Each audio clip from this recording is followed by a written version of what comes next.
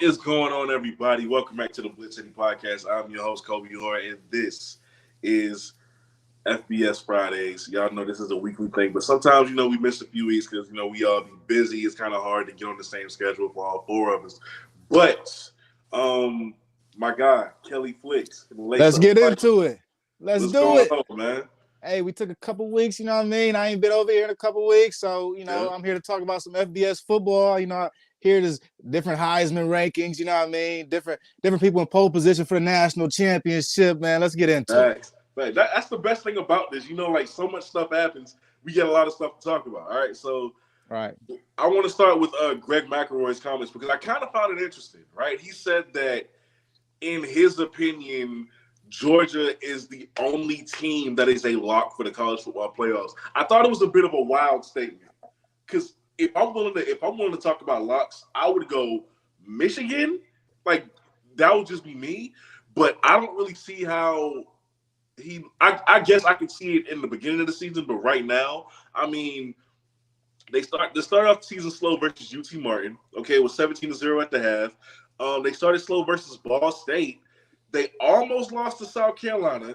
Okay, UAB kept it close for like 3 quarters.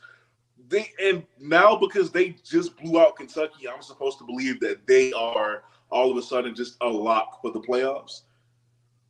Right. Like, I just don't agree with it. Yeah. Now, I mean, look, I think going into the season, we thought this, right? We thought like UGA instant lock. You got one of the softer non-conference schedules. Really, you got to just get through the SEC, right, and make it to the promised land. But you bring up a team like Michigan. You look at the Big Ten and what down here they're going through right now.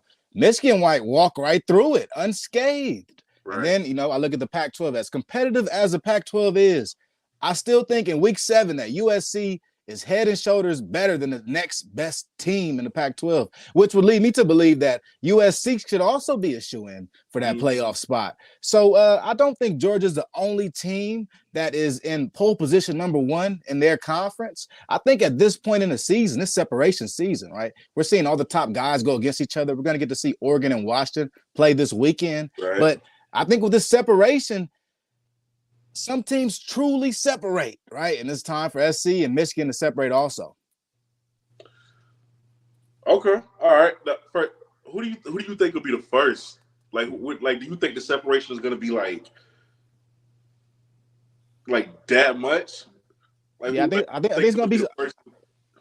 Yeah, no, I think it might be. It might be. I think it'll be closer in certain conferences. I think in the Big Ten, it's Michigan. Like, I think everybody knows. It's Michigan's conference to lose.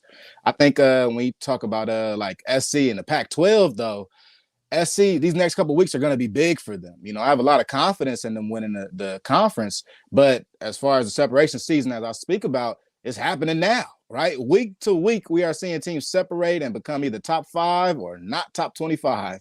And I'm going to go ahead. I'm going to throw USC and Michigan's name into that hat for sure.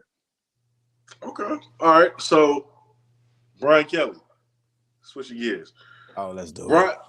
Brian Kelly said that he thinks the Heisman Trophy is nothing more than a promotional award. He says that it's not really based on the singular performance, the singular accolades and things like that. It's more of a team thing now and kind of what you do with your team. And I kind of agree with him to a certain extent. However, he did follow that up by saying, Jaden Daniels, making the case for his quarterback, of course, saying Jaden Daniels is doing things that other guys aren't doing. And he's not wrong. Like, Jaden Daniels is having a fantastic season. He taking a lot of big hits to go with it. All right, but he's having a fantastic season, but because he doesn't have that O next to his record, he feels like that kind of knocks him off. When you look at him so far this year, number 2, he leads the number 2 national offense, averaging 398 yards per game, 3rd in passing yards in the country behind Shador and I forget who else. 2nd in efficiency, 2nd in touchdowns. 2nd in points responsible for in the nation. He's not playing bad football. He's playing damn good football, man. So should he be? I'm not maybe not above Caleb, but should he at least be number 2 in this Heisman race? Hey, I think there's no doubt that he's top 5, right? I love to say Cali QBs run the world. Shout out to Jaden Daniels from San Bernardino. But you look at the stat line, it's almost like, how can you not? This dude has 19 touchdowns to 2 interceptions. Now, part of his performances has been that defense at LSU isn't as good as we thought it was going to be this year. Yeah. They got to score way more points to win now. They're averaging like around 35 points a game.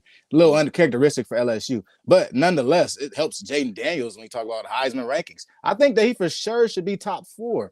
I've been, even from the preseason rankings, right, that we talked about with Heisman and stuff, there's certain people that are staying around and certain people that are being added to this list, right? So right now on my list, at least my short list, not even 5, only 3, I got Caleb Williams, Michael Penix, and Jaden Daniels, right? I think that those guys are really the catalyst for their teams. They're playmakers. They come out, they're dropping like 300 yards a game, 3 to 4 touchdowns a game. Stuff like that really shows me, okay, you might have that Heisman in you, but part of winning the Heisman is having that Heisman moment. So when will we see Jaden Daniels have that Heisman moment? I think that's what we're looking for next. That is important. That is definitely important to the race. It's that signature thing that you're looking for. It's interesting though, your list, because I agree with it, and nobody ever talks about the pretenders of this award. And when I say pretenders, that's not to be disrespectful to those other guys. It's just that realistically speaking, we'll put Bo Nix, as much as I love Bo, we'll put him in it. We'll put guys like Shador in it. But realistically, we know it's Caleb, it's Michael Penix, and it should be Jaden Daniels. I don't know how many people actually have him there, but should be him. So I like your list, though. I actually agree with that. But going back to what Coach Kelly said about it being, they're not really focusing on what that player is doing. The team success has to play a part in it. Do you think the team success has to play a part in who gets that award, or should it really be solely on you and how well you play during the season? Well, I think in the perfect world, we just go based off the player. But, with quarterbacks, you want to think there's a win and loss as a quarterback stat. So if you think of it like that and you go, okay, how many games do you have to win? How competitive does the team have to be? I think at the end of the day, if you're not playing from behind all day, if you're not in a situation where your team isn't expected to win every game, and really you're LSU. In this situation right here, Jaden Daniels, put him in there, right? He's not on a Greater 5 team. He isn't doing this for no offense, we're not doing this for Charlotte, right? You're not doing it for East Carolina or San Jose State. He's doing it for LSU. It's on the biggest stage in college football. He's in the SEC, putting up these big numbers. So really, to me, and really we talk about what Brian Kelly is saying, he's right, but also LSU has all those things, though, right? LSU has guys that have been in Heisman contention. You aren't the new kid on the block if you're LSU. You might be a new head coach, but you're not the new kid on the block. This LSU team is very prestigious. Everybody in the country that knows college football knows LSU. So to me, I understand what Brian Kelly is saying. I'm not sure if it's as applicable to Jaden Daniels, right? Maybe because his name is in that conversation, you want to add him to that convo, but I'm not sure if LSU really belongs in this conversation. But it's a great point by Brian Kelly. Okay, all right. At the end of the day, it's really just him making a case for his quarterback. I get it. You feel like he should be there. I understand that. That's what you're supposed to do. Especially as a head coach, leading the team. And I don't mean to segue a little bit, but even with USC, man, and that defense, we saw Lincoln Riley sticking up for his defensive coordinator. So, hey, man, that's what he's supposed to do. Right. Somebody passed that advice along to Trent Dilfer. Let me say that. Because we saw what he was doing. Your boy did too much, man. I don't know if we're going to talk about it today, but Trent Dilfer, you cannot show up your assistant coaches like that on national TV, bro. My boy. Honestly, that whole thing reminded me. I don't know if you watched Last Chance U. I don't know if you watched all the seasons, but the last season with EMCC when Buddy and his offensive coordinator. Yes. You can't do that, bro. You can't. Like a grown man, bro. No, you can't. You can't. There's no way you get away with that. All right, moving on to another coaching mishap. Mario Cristobal. Oh man. Yeah. This got a lot of attention for a certain amount of time, a fair amount of time, but I felt like this should have been a little bit of a bigger topic than what it was. I wanted to hear them talk about it on First Take. I wanted to hear them talking about it on Undisputed. How do you, as at the Power 5 level, as a head coach, You demand so much of your players. You put your players through so much. You demand damn near perfection. And then you demand them to buy into you and what you're trying to sell them. And then you get in the game. They're doing everything asked of you so far this season because you're 4-0. You are a minute and some change away, maybe 2 minutes away from a 5-0 start, and you mess it up. You give the game away because you wanted to continuously run plays instead of taking a knee. How am I, as a player, supposed to feel after that? Like, they showed the picture of the guy, one of the offensive linemen, crying, and he just couldn't believe what they just did. I couldn't believe it. What was your reaction to that situation, man? I think it was the same as offensive lineman. Offensive lineman kept saying, "Why?" It's like, "Why? Why?"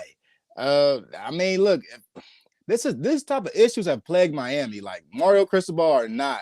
These type of issues, late game mismanagement, turnovers and stuff. It's almost like Miami can't shake this off. They every time you seem like they're taking a couple steps forward, they take 2 more steps back. Mario Cristobal, this is all on you, bro.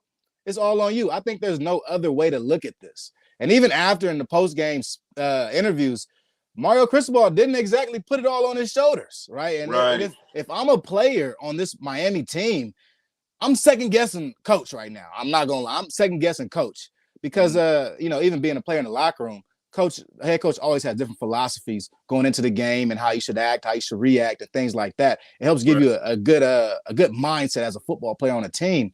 But you get into a situation right here when you're about to win. This is where you rely on your philosophies to win the game, but instead you get greedy, right? And you never want to see your head coach get greedy like that. You put them in a situation to lose. And even at the time when they ran the play, it seemed like, okay, we got this sewed up. Run or not, we'll probably still be good. But it's football. You never know what's going to happen. And if you leave the door open, the other team might just kick it open and walk right through. And that's what Georgia Tech did. I'm still trying to figure out what exactly was to be gained from continuously running the football anyway. Right. You weren't close to the end zone. Is this the stat pad? What is this to ruin somebody's point spread? Like what was this about? Right. What were you gaining from this?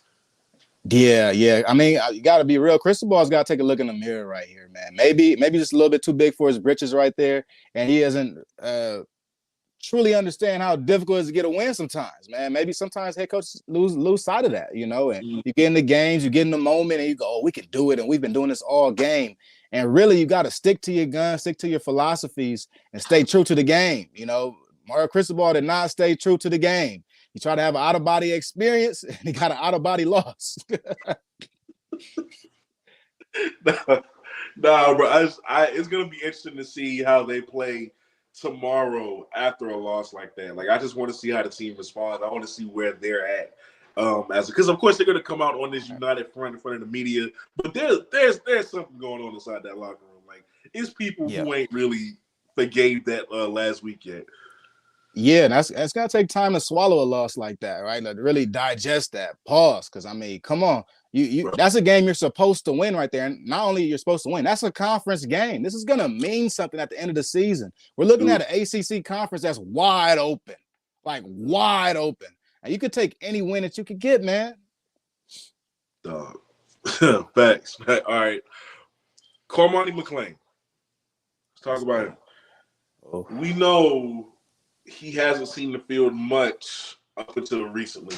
And when they were asked why, the first was like an injury thing. That Coach Prime was like, well, he's got to watch film. And you'll be a fool to put somebody out there who hasn't watched film, who doesn't know what they're doing. And he's not wrong. He's not wrong. So especially for the position he plays, you would be a fool to put him out there. And he doesn't know what he's doing. Facts. But now that he has hit the field, I've been kind of impressed by him. I'm not gonna lie. Now, when he first got to college, I'm thinking, okay, he a little too skinny. This kid gonna need to put weight on. I don't even know how effective he gonna be. Just how he's built coming into it. He's still a little on the skinny side, but he put a little bit of weight on. But he's been playing good. He's been Yeah. playing good. Him specifically, not that whole defense. He's been playing really good. How do you feel about his performance so far? I like it. I like it. I think his athleticism is really on display out there, like in man coverage, things like that. What up, Miak Mike? But I think Cormani McClain has a ton of upside, man. And really, what I was disheartened about was that he's not looking at film, that he's not trying to get better week to week. Because we look at a guy that has that type of skill set, you go, oh damn, that kind of reminds me of Travis Hunter a little bit, right? The Right. frame, the speed, the size, the hands. It seems like he has all the intangibles to be a great cornerback in football.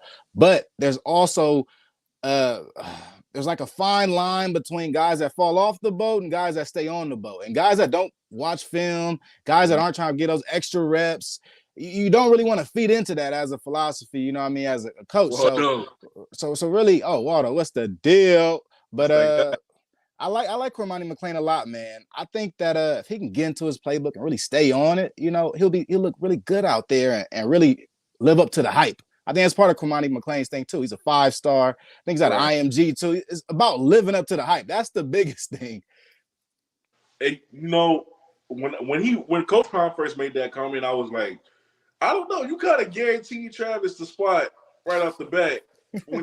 But at the same time, I look at Travis and I'm like, Travis isn't a guy who's not gonna be in the film room, who's not gonna not be studying. Like he loves the game too much. So I get it. Maybe if Cormani was, that's why I kind of let that slide. I'm like, okay, Cormani just must not have been doing what he was supposed to do. But yeah, I'm impressed by him. Especially that one play where it was him, and I don't know if this was versus Oregon or USC, but he was on the goal line, and he got to stop. Yeah, it was just him, and it was just great football, man. I'm loving what I'm seeing from him, and I'm really waiting to see him and Travis together as a duo. I need Travis to get back healthy. I need to see that. Yeah. I need to see that together. Yeah, and even speaking of that, Travis was talking about on his YouTube channel. He was on the sideline talking to Cormani every play. You know what I mean? So you see that type of brotherhood, that type of relationship where you go, damn, they might be a really good cornerback duo, right? Both are around the same size. They both have great skill sets. You just want to see them both out there, both healthy at the same time and see what you can do with them, right? But they're both so young too. And I think we got to take that into account with this Colorado team. They have a lot of talent, but a lot of these guys are very young. Not too many seniors on this team. And I was kind of worried about Cormani, how he was going to take those comments, and if he was going to transfer possibly after this season, because there are certain points where he just didn't look happy. I'm not as certain on that now. I think he kind of bought into what Coach Prime was trying to tell him, and now that he's on the field, I think those feelings that people may have thought he had, I think they're gone now. It certainly feels that way. It's starting to feel like this Colorado team, most of the players, the guys that are still on the team right now, they're beginning to not only develop, but they're beginning to find their rhythm, right? And when you think about that, you want to think Cormani McClain is a part of that core. So he didn't miss the bus. That's the most important. He didn't miss the bus. Still has a chance to play even more this year, and he's healthy. At this point in the season, week 7, a lot of guys are hurt. So you're going to need that depth, and Cormani McClain adds to the depth at Colorado, whether he's starting or not. So I think just him being healthy and being able to get out on that field is a win for Colorado. Facts. Now let's talk about a new rule that the NCAA just came up with. I don't know how to feel about this. The NCAA has now banned photo shoots for recruits when they come on an unofficial visit to colleges. Now, I talked to Austin over at Jackson State, and he was like, bro, this is actually needed, right? Because a lot of these kids, they come on these visits, these unofficial visits, and they're taking the pictures in the shoulder pads, the full uniform, and they post it, and they got people thinking, oh, I got offered here, or I'm seriously being recruited here, and the whole time they just being brought on with with their friend who's actually being recruited by the school or something like that. So they just don't like the capping that's going on. First of all, I don't think this is a big enough issue with everything going on in college football for them to make a ban on. I also don't really like it because a lot of these kids aren't gonna play at that level. So if it's a great experience for them to go to a Michigan and put on the uniform and take a picture, in the media rooms that they have available, I think do it. Especially since you have an unlimited amount of official visits now. So I don't know. I don't like that they took that away from the kids, but it is what it is. Like a lot of teams do appreciate it because they just don't like that these kids are capping, knowing that they ain't really being talked recruited like that by them, but they'll get on social media and portray it. So how do you feel about it? Yeah, yeah. I don't feel like it's as big as it's been reported. I think when I talked to my little brother about it, he was a four-star coming out of high school, so he did all the little photo shoots and stuff like that. But part of it was at the time where he came out 2016. These photo shoots, like official photo shoots, were not allowed. Like you gotta take them with the iPhone. You could go ahead, you could wear the Arizona jersey, had a helmet, but I take it with my camera phone. You know, they only added this photo shoot. This is like new rules. They're opening things up for these newer players. But to me, just taking that away, it doesn't take away too much from the player, right? Because you can still take photos, you can still wear your jerseys and stuff like that. You can still get away with it. But I do think that a lot of these players, some of these guys already knew where they were going anyway. Like they're just going to take photos and like have a good time with their homies and go have a photo shoot with their dad. We even saw that, right? We're not gonna see that no more. People taking photo shoots with their dad, their mom, whoever else. Pops got the whole uniform on. I got the uniform on. Like we doing it. But you know, I think now some of that's we're seeing NCAA football recruiting and all sports really recruiting. It kind of opened up a lot during COVID, right? And people they were just like, you know, do whatever. And now we're kind of seeing them turn the real things back in. But I don't think this changes recruiting very much. I think that this is honestly something that the past couple of years, college students or prospects have been able to use to their advantage, man. It looks good on social media having these good ass photos. Like you said with Austin and JSU, it looks good when you got this type of stuff going on. You got these great photos. You wearing alternate uniforms that ain't been released yet. Like it looks hella dope. It do. It do. And back to that comment about Pops living vicariously through their kids with facts. The whole uniform on, man. It's I do appreciate the rule for that, but like I don't know. I just feel like it's such a cool experience for these kids that had an official photo. But like you said, you still got the iPhone. You can still act like, oh, Bama really wants you when they really want your homeboy who just took you off pride. So I mean, yeah, you can still get away with it. So I guess in retrospect, it's not really that big of a deal. I get it. Now, let's talk about some the recap of last week and the craziness that happened. I was at South Carolina State's game when I got the score of the Red River Shootout. Oklahoma, Texas, 34-30. Was not expecting that. No. I expected a close game because that is just what this game always is. It's a rivalry game. It's in the Cotton Bowl. Okay, half of the stadium is red, the other half is in burnt orange. It's always gonna be a thing. I just expected Texas, however close it was gonna be, I expected Texas to pull it out, and they did it. What was your reaction to this game? Oh, man, I hope Blue is watching this, man. But Quinn Ewers, man. Oh man, so many questions. Look, he had a stat line looks good, right? Throw for 346. Mm-hmm. But in the Red River rivalry, you gotta come out your body and really do something. And I didn't see it from Quinn, man. I'm not gonna lie. I call it what I said. He looked soft. He looked a little soft out there. That was a big moment. I didn't see him fill those shoes. Right. So I do have some questions. And really looking at that Texas team, you know, you beat Alabama early on in the season, but this is the game that really means something. This game will be talked about for years and years. This game has something to do with conference standings.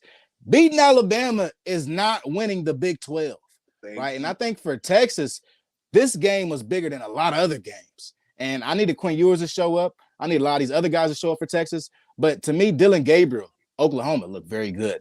Oklahoma looked like they are a team. What's the best way to explain them? Their philosophy is straightforward, very straightforward. They're a blue collar team. They're gonna beat you. They're gonna play into the last second on the clock is down to 0. And really, this Oklahoma team, they're trending up.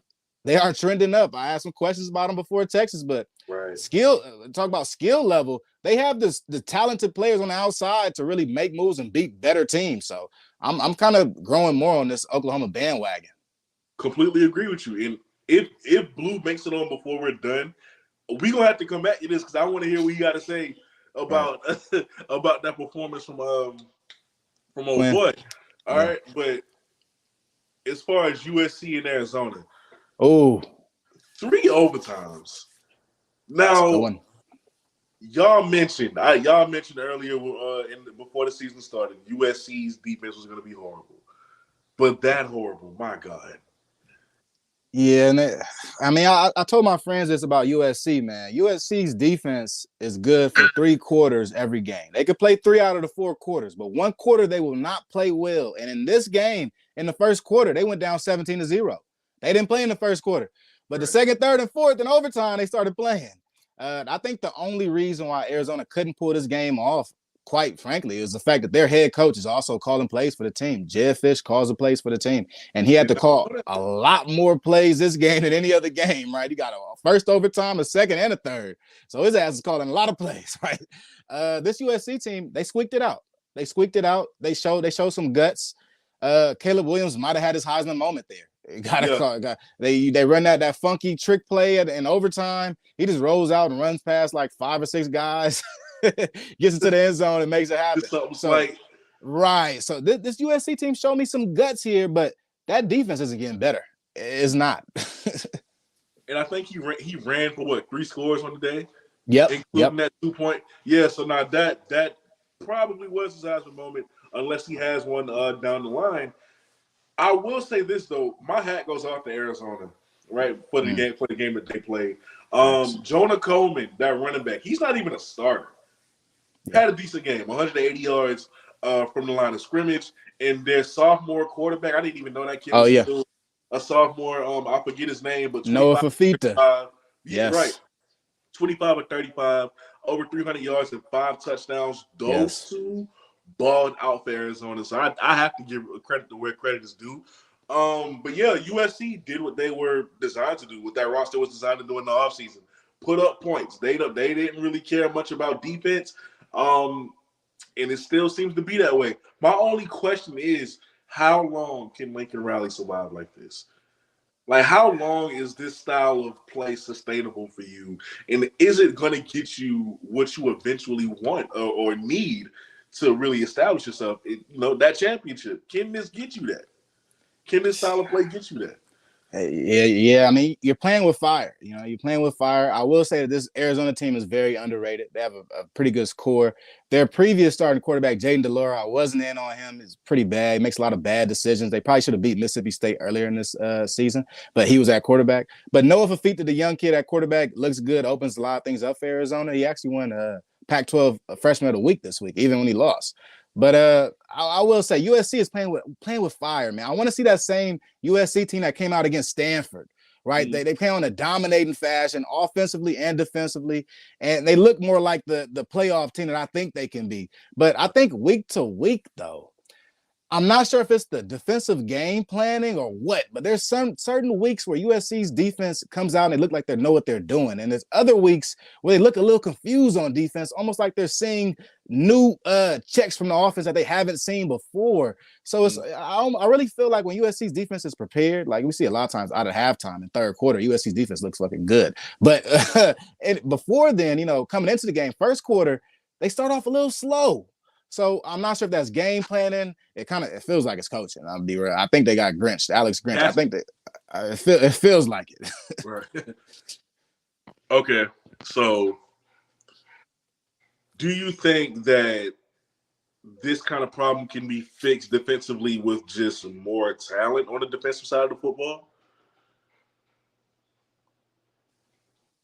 My bad. You're talking about? Yeah. So even with talent, one of the questions that I heard on the radio today, they talking about USC's defense. A lot of that defense is made up of the transfer portal, and part of their problems, I think, is that they're not being able to develop a lot of guys. Even Lincoln Riley's only been there 2 years, but a lot of their talent, you're relying on guys that have already been there and that are proven at their last school. I think with USC, man, you gotta dial it back a little bit on defense, right? First, get rid of Alex Grinch. It's definitely a Grinch problem. But secondly, I'd like to see more young guys on this defense, right? Some more young guys that have the ability to be developed, right? Because even they got guys on the team, very good guys on the team, guys like Anthony Beavers that's like buried on this depth chart. And you look at some of the guys that haven't gotten a chance on USC's defense, and you go, maybe it's just the wrong group of guys on the field right now. They're talented. They can make plays at times, but it seems like it's the wrong group of guys consistently. And a lot of guys are put in difficult one-on-one matchups where they aren't going to win, and they just aren't going to win the rest of this season. So maybe it's mixing up that lineup, getting some new guys out there, some fresh guys, because the problem last year was a lot of their run defense, a lot of tackling. There was so many issues. This year, it's just lapses in defensive coverage. Like, it's literally big plays that's spurring, it's being a spur in the hill of USC this year. Okay. Now, let's talk about one more before we go to the games of the week. Alabama, Texas A&M. Ooh, they made it out of that one. They made it out. They made it out. Jalen Milroe, it's been clear to me that man has been the guy. He's been the quarterback based on what you have in that room. Should have never been benched versus I think it was Texas. He should have never been benched. That was your guy going forward. I think this is just gonna. Alabama's kind of quiet at 5-1. You're just not impressed with their play, but they ain't really out of nothing yet. 5-1 is still very impressive. No one had them going undefeated this season. Right. But when I look at them, I don't know. I'm starting to be a little bit more positive towards them. If this is how they have to win games going forward, if you're not dominating like how you usually do, if you're just barely pulling it out, so be it. So be it until you can get to the offseason and change this around. But I'm a little bit more positive about Alabama going forward. What about you? Nah, I feel you. I'm a little more positive on Bama too. Part of the reason is the SEC isn't as good as it was last year. We don't see a good team. We don't see Hendon Hooker and Jalen Hyatt out there at Tennessee anymore. We're looking at a Georgia team where we still got a couple questions about them and how they're winning their games. When you think about last year, Alabama was in the mix last year. So I completely agree with you with Jalen Milroe. He's probably not as bad as advertised.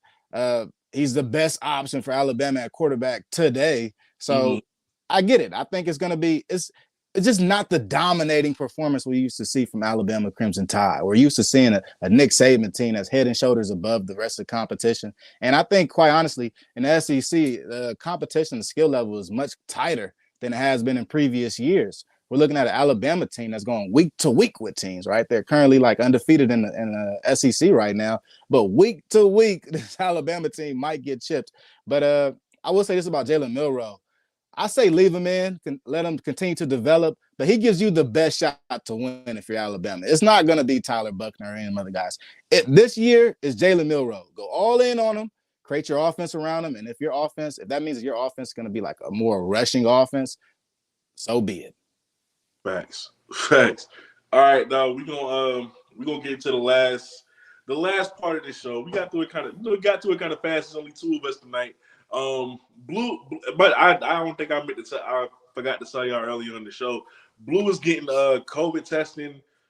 So I'm not saying he has or not, but he had to get COVID testing because he does travel a lot. So if he was gonna try to make it, if he got home from the doctor, I don't know if he still will. We'll see, but that just let y'all know about that. He's fine. Texas A&M, Tennessee. First of all, this game is going to be determined by the conditions. All right, they are already expecting 15 mile per hour winds. It's going to be wet. Oh, wow. Okay, yeah. So this game is going to be decided by the elements, right? But on top of that, both teams just can't finish drives. It's like let's start there. That's why I'm so conflicted about who to pick. They both can't finish drives, but at least with Tennessee, I know for a fact that Joe Milton is better in a deep ball situation than he is intermediate to short throws. So if you get in a situation where Tennessee is on the short side of the field and they're in the red zone, he's gonna give them a harder time because he's just not as good, but as when he's behind midfield and he can just throw that thing up and let you go get it or walk into the end zone. I don't know who to pick for this game, bro. This game.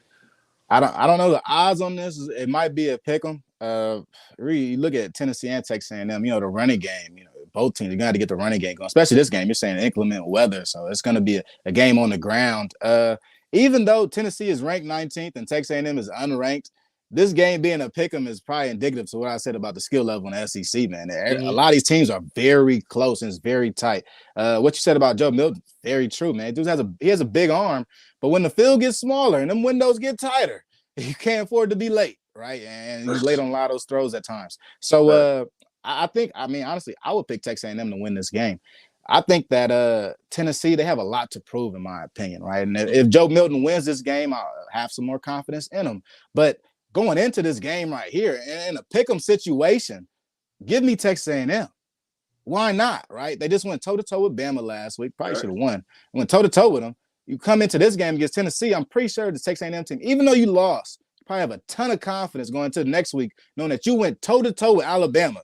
Like, think about Texas A&M and their previous history with Alabama. You probably got seniors on this Texas A&M team that has never beaten Bama, right? But this last week, you only lost by 6 points. So maybe you think we're getting closer to our end goal, right? Maybe we're getting closer to winning the SEC. And if we want to win it, we got to beat Tennessee. And we have another chance to really go out here, play on a national stage. It's going to be on CBS, CBS, and they'll get to play against a ranked team again.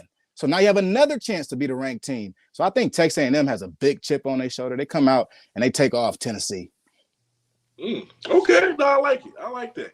So let's talk about USC Notre Dame. Yeah. This is the one right here, man. That's the one, the rivalry game, right? You know how these two teams they play each other. I'm not confident. I'm not confident in USC, but I'm gonna go USC. Okay. I'm just not confident in it because I know, especially with how Notre Dame has been as of late. I just kind of feel like I wouldn't be surprised if USC loses here. But I'm gonna take Caleb Williams because he makes magic happen when he has to do so. So give me USC, but I'm just that's not a confident pick. Nah, I feel you on that. You're looking at two ranked teams. USC is ranked 10. We got Notre Dame at 21 right now. I'd say if there was a spot for USC to lose at, and it'd be like a soft blow to their resume, it would be here. You know, losing Notre Dame doesn't take you out of contention in the Pac-12, but also you're playing against a pretty good Notre Dame team. Even though they just came off a loss, this is a team that can be dangerous. You know, a lot of people are very high on Sam Hartman out there. I really like the job that head coach Marcus Freeman has done at Notre Dame. So you really can't. We talk about how USC keeps playing with fire. You can't play with fire here. You really can't. You're going to be at Notre Dame in South Bend. It's going to be a 4:30 kick on NBC. I'm sure the crowd is going to be jumping. We might even see some new uniforms from Notre Dame. You know, it's a rivalry game, so usually it might bring out some new stuff. Might bring out the greens. You never know. But I'll take USC to win this game, but I think it's going to be another barn burner, man. And I don't know how many close games USC is going to be able to win this year. They can't win them all. It's got to be exhausting at some point. Right. It's got to be exhausting. Yeah, I mean, you want to – if I'm saying USC is a college football playoff team, and if you are a playoff team, these are games you're supposed to win handily, right? You're supposed to come into them, go toe-to-toe with a big team, and really show them or put them in their place, right? You need to – I think USC is much better than they're ranking right now. Right now they're at like a 10th. They're 10 out of top 25. I think they're a top 5 team. But I think those close games are what put them at number 10. So if you can go and get a big win here, go jump into that top 5, I'd love that for USC. Facts. Okay. All right. Auburn, LSU. That's an ugly one. That's not. And I wish I could have Blues Creek on this. Auburn, LSU. Thanks. All right. I'm going to go LSU. Come on. I'm going to go LSU. But Auburn did show me something last week versus Georgia. Wait, was that last week versus Georgia, or was that 2 weeks ago? I think it was last week. Last week, they showed me something versus Georgia. But if I'm being honest, Jaden Daniels and the way he's been playing this year. First of all, just Jaden, please don't take no more big hits, bro. Like, slide, bro. You've been in college long enough, man. You've been in right. Slide. Like, I don't need you giving this game up.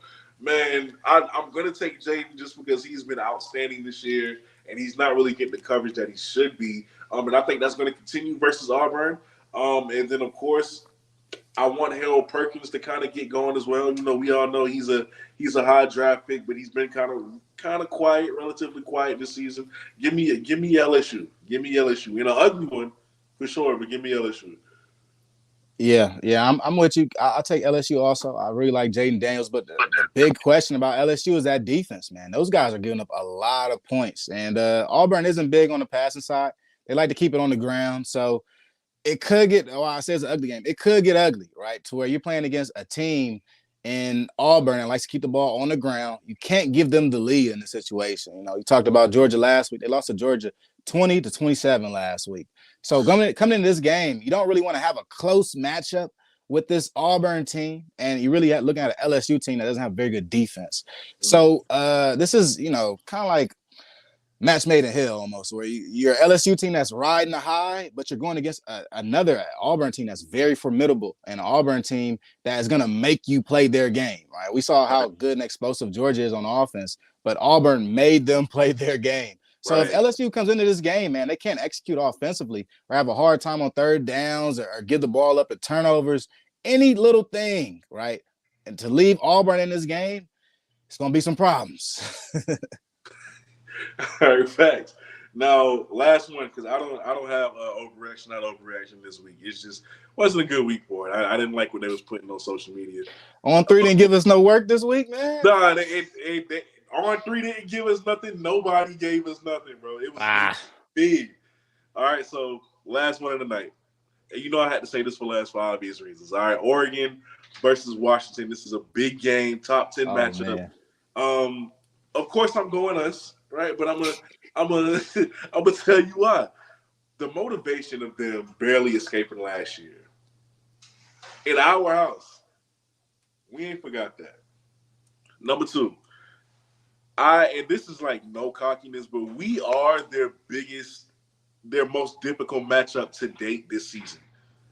And I feel confident saying that. Now, when I look at them defensively, the defense is their weakness. I think their offense is so potent, but the defense is their weakness, particularly up front, stopping the run in the interior. We are going to rely on our offensive line, which is one of the best in the country. We're going to try to run the ball. And I think what we need to do is keep Michael Penix Jr. off the field. I don't want them on the field getting much chances at home to put up points versus us. I think that's the route that we need to take. Bo Nix, early on in his career, wasn't good on the road, but I think he's kind of learned from that now. However, I'm still a little weary of him on the road, but I'm just more confident in what we're able to do offensively, especially if we can keep running the ball with that offensive line versus them not being able to stop the run and just play the clock out and keep them off the field as much as we can. I think we should pull this out. I think it'll be close, but I think we can pull this out, and it'll be a close game just like last year, just in our favor, though. I mean, this is it right here. This is the matchup of the two behemoths, right? You're looking at a great Oregon team, a great Washington team. Supposed to be representatives from 20 different NFL teams at this game, about 34 scouts. So this is it, right? If you ever thought a game was it, this is it. I'm gonna go ahead, give me Washington though, man. I love Washington's offense, man. Michael Penix on Doomsday, McMillan out there. They got some weapons. And really, to that point, the great offense at Washington is going to be matched up with a very good defense at Oregon. Look at Oregon, the back end of the Oregon's defense, the safeties, the corners, all big, rangy guys that make it hard for pass coverage, right? And then you look up front. Oregon is very good up front. Their front seven is great. So I think it's going to be a great matchup. I think Washington comes out on top, but part of this matchup being so good is the matchups that we're going to see one-on-one matchups, right, between this Washington offense and this Oregon defense. Now, Bo Nix, right, he's going to have to show up this game. I'm going to need at least 250, 300 yards for this game. And he's going to have to be the X factor for Oregon. I think this game is probably a toss-up. It's a pick 'em to where I don't think any team should really be favored in it. This is like an 8 versus 9 matchup. But when it comes down to this game, the fact that it's going to be at home for Washington, I think that means a lot, right? If this game was in Austin, probably would have been in favor of Oregon. So I think Michael Penix honestly continues his Heisman campaign with the win over Oregon this week. Okay, all right. Let me ask you this, though.